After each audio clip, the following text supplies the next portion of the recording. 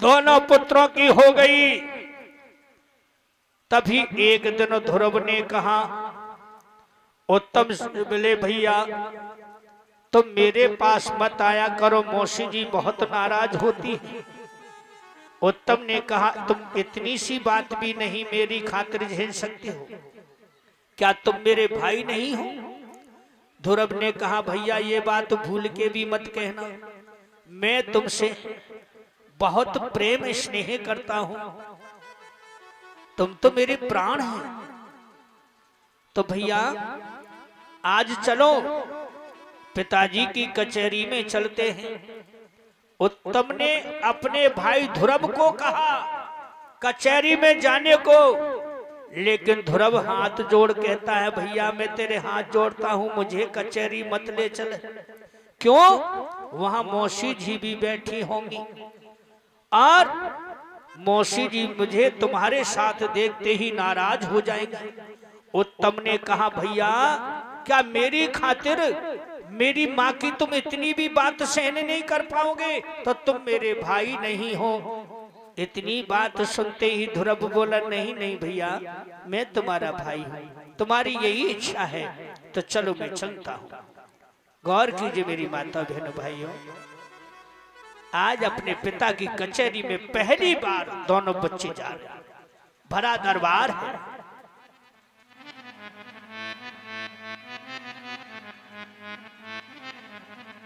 लगी कचहरी जब भूपति की, मन में खुशी मनावे रे। ध्यान दीजिए,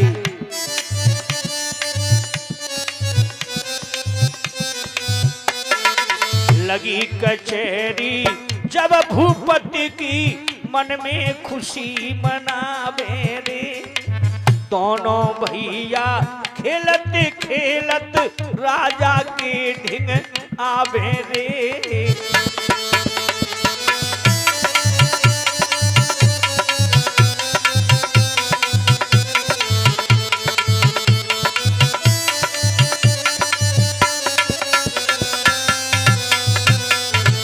ध्यान दीजिए माता बहनों भाइयों बुजुर्गों,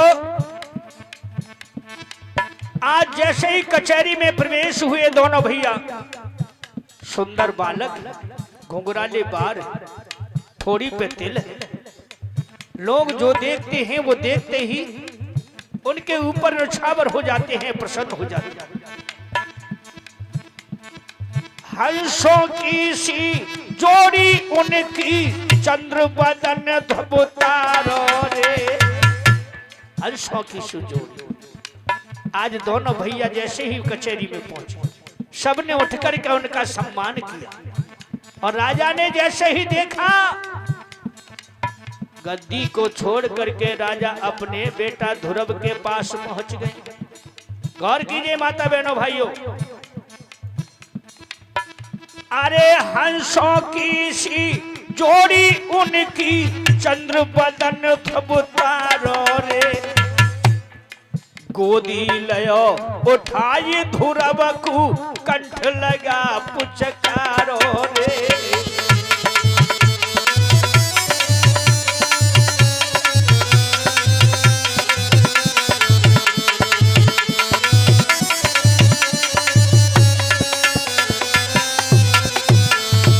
राजा ने अपने बेटा ध्रुव को देखते ही रुका नहीं गया, प्रेम उमड़ आया, अपने झट से बेटा को गोद में उठा के उसका मुख चूमा। राजन परिषद, रानी गोख में बैठी है छोटी, अदृश्य आंखों से देख रही। उत्तम कुमार जको नीचे ठाड़ो, बासुर चीने लख पायो रे। अरे मन में करी न दहल नारे ने, आय के वचन सुनायो रे। दांती को पीसती हुई, झुझलाती हुई झीना से नीचे उतर के आई, महाराज ये क्या किया आपने? अरे काग बिड़ार नहारी को सुत, गोदी में बैठा रो रे। मेरो कुमारो जी नीचे ठाड़ो जा गादी बैठन हारो रे।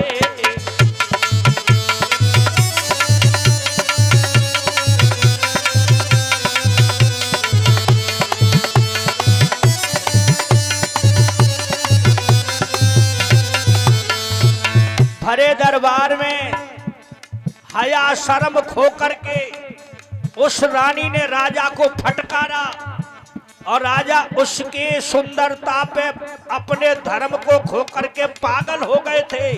चुपचाप देख रहे हैं, रानी डांट रही है और बोली महाराज, अरे मेरी नौकरानी का पुत्र आपने गोद में उठा लिया, जिसका तुम प्रेम अभी तक नहीं भूल सके, और मेरा कुंवर नीचे खड़ा है जो इस गादी का मालिक होने वाला है। उस रानी ने जरा भी रहम नहीं किया, माता हो। अरे तयो जोर की धक्का मारी जाने नीचे धुरब उतारो रे। गोद से बेटा को नीचे खींच लिया, दयो जोर की धक्का मारी जाने नीचे धुरब उतारो रे। रोबत रोबत प्रभु जब बेटा मन में अति घबरायो रे।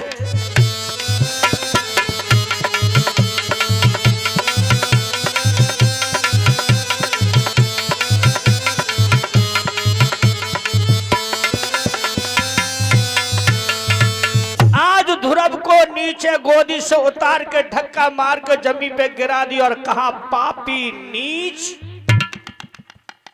उस मूसी ने ध्रुव को क्या कहा, पापी अधर्मी नीच। तूने पूर्व जन्म में वो पाप किया जो उस काग बड़ानहारी को उधर से तूने जन्म लिया। इस गोदी का ही तुझे बैठने का लालच है तो जा भगवान का भजन कर और मर करके तू मेरी कूख से जन्म लेगा, तब इस गोदी में बैठने का हकदार होगा। कितना बड़ा वचन छोटे से ध्रुव कह डाला। आज ध्रुव आंखों में आंसू भरे अपने पिता की ओर देख रहा है। पिता ने उठने का साहस किया, रानी ने वहीं की वहीं झटक दिया, कहां जा रहे, वहीं बैठो। अब रानी के डर से राजा चुपचाप बैठ गया। उस राजा ने, राजा का धर्म तो खुआ ही था, ये पिता का धर्म भी खो दिया। गौर कीजिए माताओं बहनों भाइयों, आज ध्रुव कहता है, हे माता इसमें मेरा दोष ही क्या है, तुम भी तो मेरी माता है, मैं तेरी माता नहीं हूं। तेरी माता तो वो है जो मेरी नौकरानी। इतना नाम सुनते ही ध्रुव की आंखों से आंसू रुके नहीं। आज ध्रुव उन्हीं पाम लौट करके चल पड़ा है। बेटे का दर्द जाना नहीं जा रहा है मेरी माता बहनों भाइयों। जो बेटा सोच रहा है कि माता ने मुझे नीचे धरती पे ढकेल दिया, लेकिन पिताजी का भी साहस नहीं हुआ जो मुझे उठा के पुचकार सकते। क्या यही पिता का धर्म होता है? क्या यही माता का कर्तव्य होता है? आज ध्रुव सोचता हुआ जा रहा है, जिसकी आंखों से आंसुओं की झड़ी। रोबत ध्रुव मैया ढिंग आयो, नैनन से जन नीर बहायो, और ऐसे कही उचार रे, मौसी जी ने धक्का मारो मोए गाली दई हजार रे। अरे रोवत ध्रुव मैया ढिंग आयो, नैनन से जन नीर बहायो, ऐसे कई उचार रे, मौसी जी ने धक्का मारो गाली दई हजार रे। आज बड़ी रानी ने अपने सीने से बेटा को लगाया और कहा, बेटा मैंने तुझे बार बार समझाया था, तू उस कचहरी में क्यों गया? बोले मेरे भैया उत्तम ने मुझसे शपथ दे दी माँ मुझे उंगली पकड़ के मेरा भाई मुझे ले गया था। और क्या कहा तेरी मौसी ने? हे माँ, खेलत कूदत दोनों भैया गई पिता ढिंग आई रे। अरे खेलत कूदत दोनों भैया गए पिता ढिंग आई रे। जब हम कचहरी में पहुंचे, सभी दरबारियों ने हमारा स्वागत किया और पिताजी गद्दी को छोड़ करके खड़े हो गए माता, और मुझे गोद में उठा लिया। अरे करके भारी प्यार आज मोए गोदी लयो उठाई रे। अरे करके भारी प्यार आज मोए गोदी लयो उठाई रे। मुझे पिताजी ने गोद में उठाया, मेरा मुख चूमा। माँ में जो बहुत खुशी थी। फिर क्या हुआ बेटा? मुझे अपने दुख नहीं था माँ। मौसी जी ने तुमको गाली दी और मुझे पापी नीच कहा। उस भरे दरबार में किसी की भी लाज नहीं करी और ना ही मौसी को कहते शर्म आई कि दहशत नाई सभा में खाई आई पिता फटकारो रे। अरे दहशत नाई सभा में खाई आई पिता फटकारो रे। और हे मैया, मुझे कहा कि काग बिड़ार नहारी को सुत गोदी में बैठा रो रे। अरे काग बिड़ार नहारी को सुत गोदी में बैठा रो रे। ऐसे कही उचार रे मौसी जी ने धक्का मारो गाली दई हजार रे।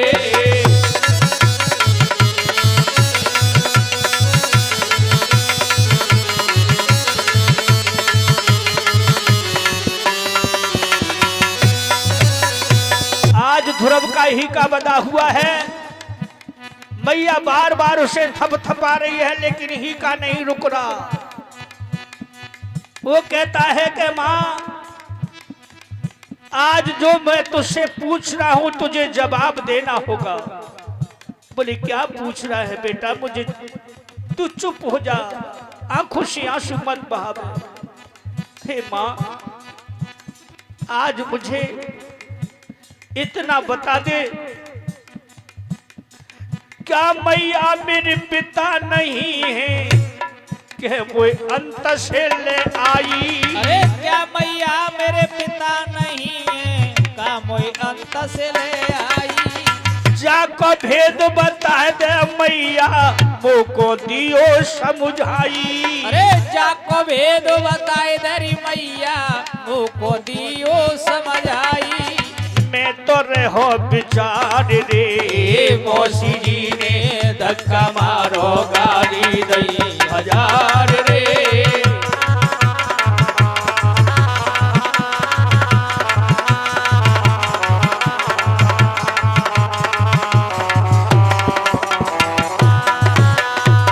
सुखदेव जी कहते हैं कि हे राजन परिषद, जब अपनी माता से उसने ये शब्द पूछा कि मैया आज तू मुझे इतना बता दे, क्या तूने मुझे जन्म नहीं दिया? क्या वो मेरे पिता नहीं थे? या मुझे बाजार से तू मोल खरीद के लाई थी? या तूने मुझे कहीं से गोद लिया था? तब माता सुन करके अपने हृदय से लगा के रो के बोली, बेटा ऐसे शब्द मत बोल मेरे लाल, तेरे ही पिता है, मैं तेरी ही माता हूं, लेकिन आज मेरा सुख चैन खो चुका है मेरे लाल। एक दिन भगवान वही वापस मेरे सुख चैन को दिवाएंगे, थोड़ा तसल्ली रख। मुझे इतना बता दे, तेरी उस मौसी ने और क्या कहा था? मैं नहीं चाहती थी कि इस नन्हे से शरीर में कोई तेरी चिंता का फोड़ा बन जाए। मैं तेरे दिल को दुखाना नहीं चाहती थी, लेकिन तूने उस दरबार में जाकर के ये दिल में आज तूने अपनी यह क्रोध भर लिया है। मेरे बेटा, मेरे लाल, तेरी मौसी ने क्या कहा था? बोले कहा था मैं नीच हूं, अभागा हूं, पापी हूं, और पिता की गोद से मुझे उठा के जमीन पे पटक दिया और कहा कि तू पूर्व जन्म का अभागा है, तूने उस काग बरारनहारी की कुख से जन्म लिया, तुझे इस गोदी का ही बैठने का हक है, तो भगवान का भजन कर, शरीर को त्याग, जब तू मेरी कुख से जन्म लेगा तब इस गोदी में बैठने का हकदार होगा। हे माता, तेरे चरणों की सौगंध, अब तू मुझे आज्ञा दे दे, मैं अब यहाँ एक पल नहीं रुकूंगा और उस भगवान के पास जाऊंगा और उससे पूछूंगा मैंने पूर्व जन्म में कौन सा पाप किया था। आज उस नन्हे से बालक का ये दुख देख करके माता का हृदय एकदम से रो पड़ा। बोले बेटा तू कहाँ जाएगा, तुझे जीव जंतु जंगल में खा जाएंगे, तू भगवान का नियम धर्म ही नहीं जानता। हजारों वर्ष ऋषि तप करते हैं फिर भी भगवान प्राप्त नहीं होते हैं, और तू कैसे इस नन्ही सी उम्र में उसका नाम जपेगा। ध्रुव कहते हैं माता मैं अवश्य जाऊंगा। आज मैया कह रही है बेटा ओ लाला, तू मेरे प्राणन को प्यारो है, मेरे जीवन को सहारो है, मान ले ध्रुव बेटा और बचन हमारे, बन कुतुमती जावे प्राणों के प्यारे, बन कुतुमती जावे प्राणों के प्यारे।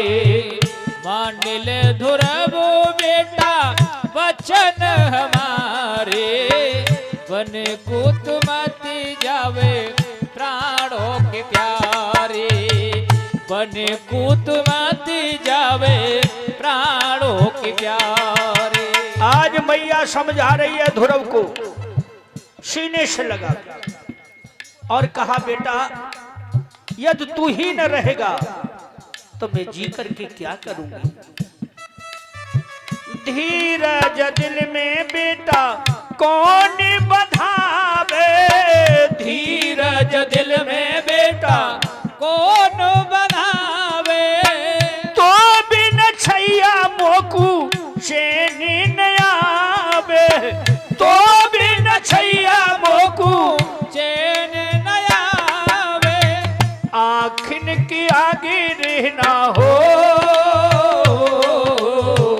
आखिन के आगे रहना नैनों के तारे, बन कुतुमती जावे प्राणों के प्यारे, बन कुतुमती जावे प्राणों के प्यारे।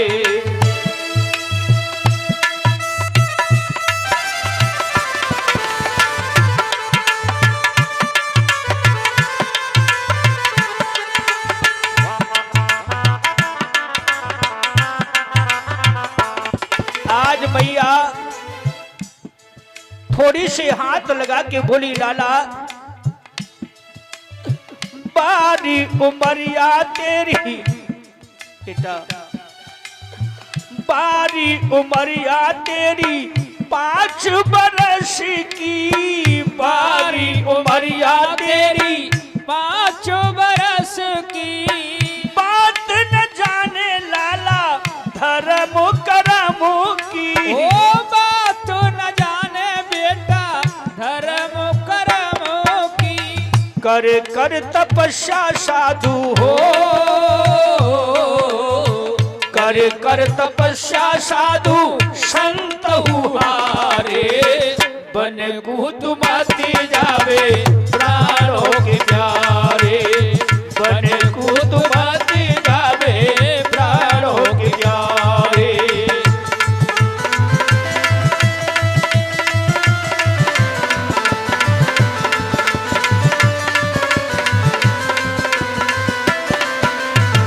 इस तरह रोते रोते आज अपने पुत्र को समझाया और वहां पकड़ के ले गई कमरे में, जहां पीतल की विष्णु भगवान की मूर्त रख दी, जहां पे दोनों टाइम पूजा किया करती थी। कहती बेटा तू भगवान को जानना चाहता है तो देखिए है भगवान विष्णु जो विश्व के पालन करता। आज मेरा समय खो गया है, एक दिन यही वापस लाएंगे। बस तू यही समझ ले और यहीं बैठ के पूजा कर ले। और तू यदि चलोगे बेटा तो तेरे बिन मैं जीवित नहीं रहूंगी। आज ध्रुव मन में विचार कर चुके और संकल्प कर चुके हैं परीक्षित महाराज भगवान को ढूंढने का। और जो सच्चा प्रण अपने हृदय में ठान लेता है उसी को सच्चा ध्रुव कहते हैं। इधर माता लक्ष्मी कह रही हैं भगवान विष्णु जी से, प्रभु ये कैसी तुम्हारी दुनिया बनाई भैया? क्या यही माता पिता का कर्तव्य होता है? क्या यही धर्म होता है? जिस पिता की बैठ गोद में से उठा के लाला को फेंक दो, पिता को ने कोई ख्याल नहीं आवा, उठ के कम से कम गोद से लगा ले तो कंठ लगा तो अपनी रानी को धमकाता, लेकिन उस राजा ने तो कुछ भी नहीं किया। भगवान ने कहने लगे यही तो संसार की लीला है। हे लक्ष्मी देखती जाओ आगे क्या होगा। बोले प्रभु ये मुझसे नहीं देखा जा रहा है। बोले आप माता हैं ना, आप जगत की माता हैं, इसलिए तुम्हारा कलेजा जल्दी पिघल जाता है और मैं संसार का पिता हूं। देखो दृढ़ विश्वास कर चुका है। बोले मैं यही तो सोच रही हूं कि हजारों वर्ष ऋषि तप करते, उनको तुम दर्शन देने ठीक से नहीं जाते। एक नन्हा सा बालक तुम्हारी सेवा कैसे कर सकेगा और उसका कौन रखवाला होगा? इतनी बात सुनी भगवान बोले तुम भी तो जगत की माता हो, तुम भी तो रखवाली कर सकती हो। जो मेरा भक्त है वो तुम्हारा पुत्र है, इस संसार तुम्हारा पुत्र है। बोले हाँ हे जगत पिता, हे जगदीश मैं जानती हूँ। तो जानती हो तो लीला को देखो। बोलिए विष्णु भगवान की। आज ध्रुव मन सोचता है, ध्यान दीजिए माता बहनों, कि आंखें आगे जाऊं तो रोई मरे मेरी मात, और सोवे मैया महल में मैं निकरूं आधी रात। मैया की आंखें सामने में जाऊंगा तो मैया रो रो के मर जाएगी, और जब मैया मेरी सो जाएगी ना तो फिर मैं भगवान को ढूंढने निकल जाऊंगा। ये संकल्प कर लिया है। अब तो ध्रुव संकल्प करके बोला माँ मुझे भूख लगी है। हाँ हाँ बेटा सुबह से मैंने भी भोजन नहीं किया, ये झूठा कूटा जो कुछ बचा है चल मैं तुझे खिलाती हूँ। आज रानी ने अपने बेटा को भोजन खिलाया, 2-4 गस्सा खाए, उसने अपनी माता को खिलाया। अब जय हो जय हो। फिर से वह मैया उंगली पकड़ के उसे आंगन में लेकर के आ गई, और आंगन में ले जाकर चारपाई बिछ रही थी, रात्रि का समय है, और अपने बेटा ध्रुव को लेकर के वो आराम करने लगी। ध्रुव सीने से लग के मैया के सो रहा। गौर कीजिए मेरी माता बहनों भाइयों बुजुर्गों, आज ध्रुव अपनी मैया के सीने से लग के सो रहा, और बार बार मैया बा के सर पे हाथ फेर रही है, अब पूछ रही है बेटा ध्रुव लाला तू सो गए हो? लेकिन ध्रुव ने झूठे को आंख बंद कर ली, वो सोयो ना हो। मैया से करवट लेके वो आंखें बंद करके चुपचाप सिसक रहे हो। मैया ने आवाज दी, ध्रुव नाए बोले, मैया समझ गई कि बेटा सो गए। झट मैया ने करवट फेर ली और निंद्रा ने उन्हें घेर लिया। मैया सो गई। अब जैसे ही कुछ देर हुई तो ध्रुव उठ के बैठो भयो, और ध्रुव उठ के बैठो भयो तभी वाने मैया के ऐसे हाथ रखो। अब बोलो मैया, ए मैया तू सो गई? लेकिन मैया तो गहरी नींद ने जकड़ ली। अब चारपाई से नीचे उतरो, भगवान की मूर्ति वहां पहुंचो जाके। बोला हे भगवान विष्णु, मेरी माता तुम्हारी दोनों टाइम सेवा करती है और मैं तुम्हें ढूंढने आला हूं। तुम चाहे कहीं भी हो, मैं तुम्हें ढूंढ निकालूंगा, लेकिन मेरे न होने पर मेरी माता रोएगी, उसे धीर बंधाना, उसे रोने मन देना भगवान, मैं आ रहा हूँ। इतना कह करके और जहाँ माता सो रही थी वहीं आके और चरणों की तरफ खड़ा होके बोला, माँ मुझे माफ कर देना, मैं तुझे सोती हुई छोड़ के जा रहा हूँ।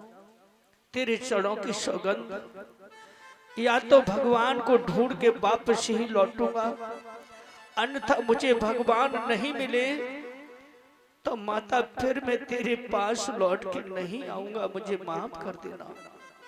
इतना कह करके मौसी के दरवाजे पे पहुंचा और जाके दरवाजे पे अपनी मौसी माता को प्रणाम किया कि हे माता, तूने मुझे सच्चा ज्ञान दिया है भगवान से मिलने का, तू मेरी गुरु है, मैं तेरा शिष्य हूँ। आज तेरी आज्ञा अनुसार मैं भगवान को ढूंढने के लिए जा रहा हूँ। आज ध्रुव वहां से पूरे नगर की परिक्रमा दी और चल पड़ा है जंगल की रास्ता। देवर्षि नारद को भगवान विष्णु ने भेज दिया है कि जाओ, नन्हा सा बालक है वो मुझे ढूंढता हुआ निकल पड़ा है, उसका मार्गदर्शन करना तुम्हारा कर्तव्य है। उधर देवर्षि नारद हरि गुण गाते हुए आ रहे हैं और इधर ध्रुव भगवान को ढूंढने जा रहा है, जिसको ये नहीं पता कि जंगल में कौन जीव कैसे रहते हैं, तरह तरह की भाषा बोल रहे हैं, लेकिन न तो उसको डर है न कोई चिंता है, केवल एक ही फिक्र है कि भगवान कहाँ मिलेंगे। बोलो भक्तवत्सल भगवान की। ध्यान दीजिए, जैसे ही नारायण नारायण नाम उच्चारण देवर्षि नारद ने उस मार्ग में किया और बीणा को बजाया कि भनक पड़ी जाकी, अरे भनक पड़ी कानों में बहाके, एकदम बालक चौक पड़ो है, अरे नारायण नारायण जपते, अरे आए मनी सन्मुख कुमर के।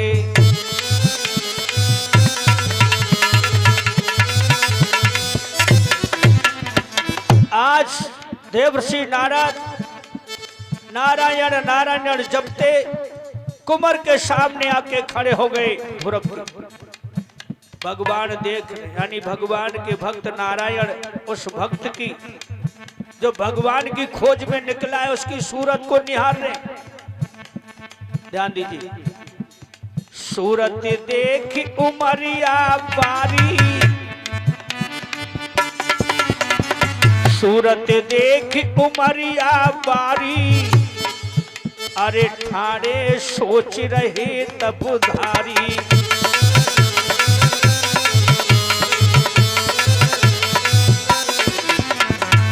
नन्ही सी उस मूर्ति को नारद जी देख रहे हैं, मंद मंद मुस्कुरा रहे हैं। बोले वाह बेटा वाह, ऐसा लग रहा है इस जंगल के बीच अंधेरी रात के भूलो के विपता मारो, के भूलो के विपता मारो, के काऊ ने जाए घर से निकारो, अरे के काऊ जाए घर से निकारो।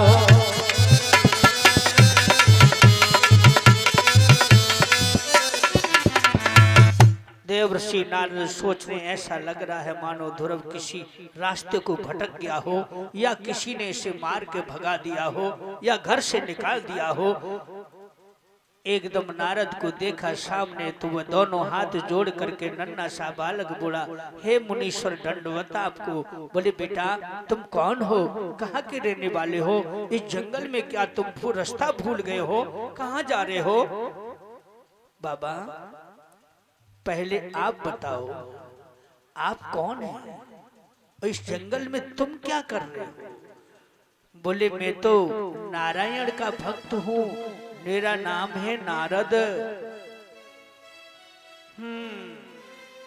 ध्रुव सोचने लगे हैं जो भगवान के भक्त हैं, नारद इनको नाम, तो इनको तो पता होगी कि भगवान कहाँ रहते हैं। अब ध्रुव मन में सोच के बोले बाबा तो तुमने तो भगवान को देखा होगा। हाँ बेटा देखा तो है, तो वो कहाँ है? अरे लाला वहां जाना तो बड़ा मुश्किल है। बाबा आप तो मुझे पता बता दो वो है कहाँ, मैं तो पहुंच जाऊंगा। नारद जी बोले नोते तो सिख धीरे धीरे बातें पूछ रहा हूं, पर अपनी नहीं बतागा तू को है। बोले मैं ध्रुव हूँ, मेरे पिता उत्तानपाद हैं, मेरी मौसी हैं वो सुरुचि हैं, मेरी माता सुनीति हैं, मेरा भाई है वह उत्तम है। अरे राजकुमार तू तो राजा का पुत्र है, भला तुझे जंगल में क्या आने का काम? तू जंगल में क्यों आया? तू भगवान का पता क्यों पूछ रहा है? तभी इतना सुनते ही ध्रुव की आंखों में आंसू आ गए। बाबा मेरा पता मेरा पर्चा जानना चाहते हो तो सुनो।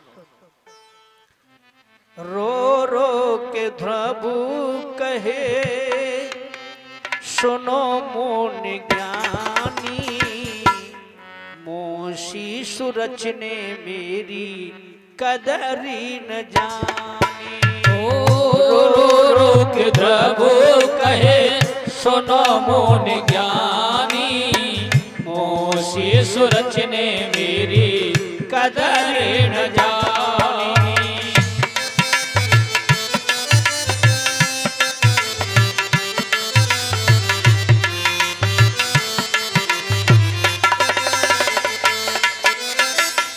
एक दिन मैं और मेरा भाई पिता के दरबार में गए। फिर क्या हुआ बेटा? तो मेरे पिता ने मुझे प्रसन्न होकर के गोद में उठा लिया और मेरा मुख चूम करके गोद में बिठा लिया। फिर क्या हुआ? तो मेरी मौसी ने देखा वो झुझलाती हुई आई झुझलाती मौसी, पापू बिचारो मेरे हृदय में बाबा धक्का जो मारो।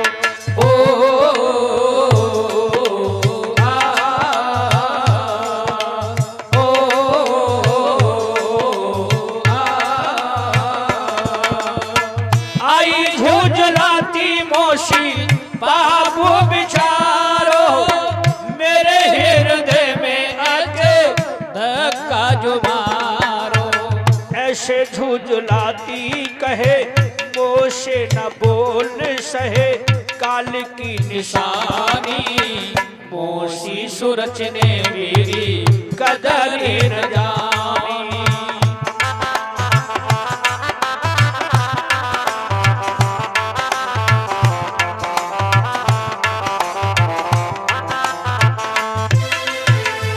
देवर्षि नारद कहने लगे बेटा फिर तेरी मौसी ने क्या कहा? भरे दरबार में पिताजी को डांटा, मुझे उठा के जमीन पे पटक दा, कहा तू पापी है, नीच है, पूर्व जन्म का भागा है, तूने उस काग बिड़ान के उधर से जन्म लिया है, तुझे इस गोदी का बैठने का हक जानना चाहता है, लेना चाहता है तो जा तू भगवान का भजन कर, इस शरीर को त्याग और फिर तू मेरे कुख से जन्म लेगा, तब इस गोदी में बैठने का हकदार होगा। इसलिए बाबा मैं भगवान को ढूंढने के लिए निकल पड़ा हूं। इतना सुनते ही नारद जी बोले बेटा भगवान को ढूंढना इतना आसान नहीं है, चल मैं तुझे घर ले चलता हूँ, तेरे माता तेरे पिता को तेरी मौसी को सबको समझाऊंगा, तुझसे कोई कुछ नहीं कहेगा। ध्रुव कहने लगा नहीं बाबा अब तो मैं संकल्प ले चुका हूँ, अब तो भगवान से बिन मिले मैं वापस नहीं जाऊंगा, आप तो मुझे मार्ग बतला दीजिए, आप मेरे गुरु बन जाइए, मुझे अपना शिष्य बना लीजिए।